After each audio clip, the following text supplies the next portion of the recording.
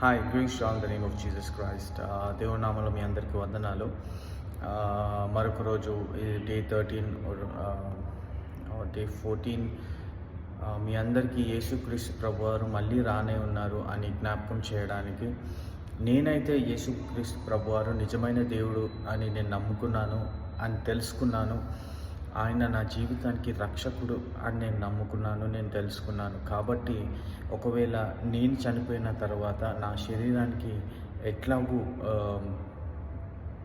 జీవం ఉండదు. కాబట్టి నా ఆత్మ అనేది దేవుని దగ్గరికి తిరిగి వెళ్తుంది అనే ఒక నిశ్చయత నాకున్నది. అది మనందరికీ ఉండాలనే నా కోరిక.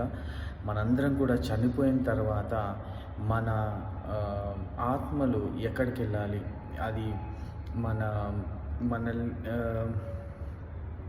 మనల్ని సృష్టించిన దేవుని దగ్గరికి వెళ్ళాలి. సో నిజమైన దేవుడు ఎవరో అని తెలుసుకోవడం చాలా ప్రాముఖ్యం. నేను మాత్రం నిజమైన దేవుడు యేసుక్రీస్తు ప్రభువారు అని నేను తెలుసుకున్నాను. ఒకవేళ మీరు కూడా తెలుసుకుంటే బాగుంటుంది అనేది ఒక చిన్న ఆశ. కానీ ఇది ఎటువంటి విధమైన కూడా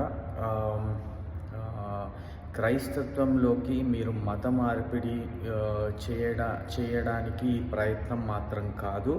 మీరు మతం మార్చుకోవాల్సిన అవసరం లేదు, లేకపోతే నథింగ్. కాకపోతే నా ఉద్దేశం ఒకటే, నిజమైన దేవుడు ఎవరు అనేది మీరందరూ తెలుసుకోవాలి.